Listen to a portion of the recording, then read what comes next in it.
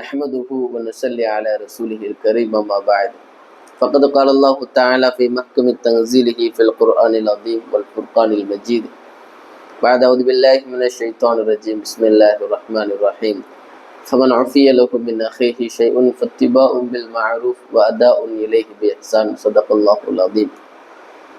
தின்னூன் மிஸ்ரி ரஹ்மத்துல்லாஹி அலைஹி ஒரு தடவை கடலிலே கப்பலிலே பயணம் செய்து கொண்டிருக்கிறார்கள் தன்னுடைய சகாக்களோடு தோழர்களோடு. அப்பொழுது அவர்கள் பயணப்பட்டு கொண்டிருந்த அந்த கப்பலுக்கு பக்கத்தில் இன்னொரு கப்பல்.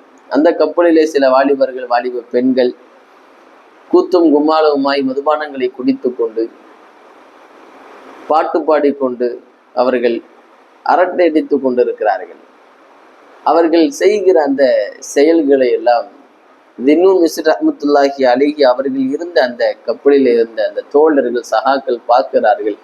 பார்த்து விட்டு வந்து சொன்னார்கள், தின்னூன் மிஸ்ரி அவர்களே, அந்த கப்பலை பாருங்கள், அந்த வாலிபர்களை வாலிப பெண்களை பாருங்கள், இறை சிந்தனை இல்லாமல் அவர்கள் எல்லாம் கூத்தும் கும்மாளவுமாய் மதுபானங்களை குடித்து கொண்டு பாடல்களை பாடிக்கொண்டு அரட்டை அடித்துக் கொண்டு இருக்கிறார்கள். இறை சிந்தனை அவர்களுக்கு இல்லையே, அதனால் நீங்கள் அல்லாஹ்வினிடத்தில் அவர்களுக்கு எதிராக பத்துவா செய்யுங்கள், அந்த கப்பல் மூழ்கடிக்கப்பட வேண்டும் என்று நீங்கள் அல்லாஹ்வினிடத்திலே பத்துவா செய்யுங்கள் என்று வேண்டிக் கொள்கிறார்கள்.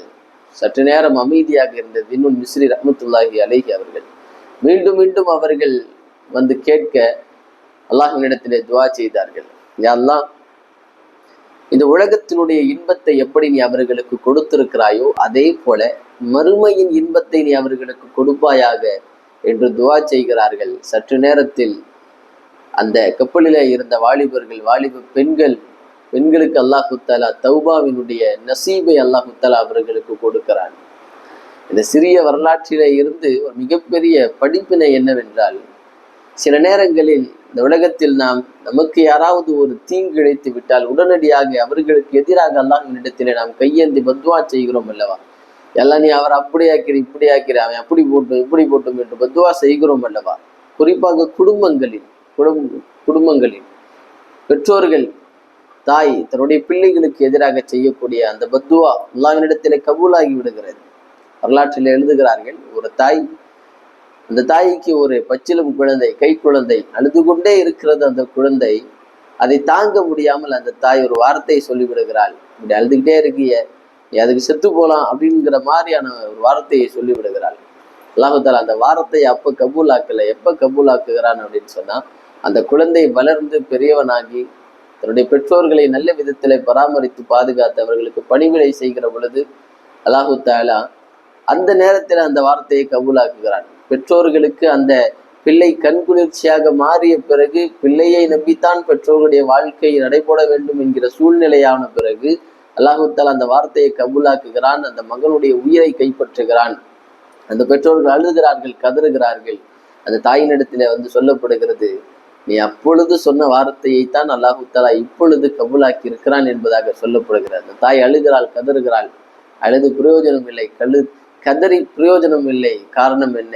அந்த வார்த்தை தான். சில நேரங்களில் நமக்கு நெருக்கமானவர்கள் பிடித்தவர்களுக்கு எதிராக செய்யக்கூடிய அந்த பத்துவாவை அல்லாஹு தஆலா கபூல் செய்து விடுகிறான். அவர்கள் மூலம் நமக்கு ஏற்படக்கூடிய நிறைய நலன்களை, பலன்கள், பிரயோஜனங்களை அல்லாஹு தஆலா அப்படியே தடுத்து விடுகிறான். மார்க்கம் அழகான ஒரு வழிமுறையை நமக்கு சொல்லித்தரும்.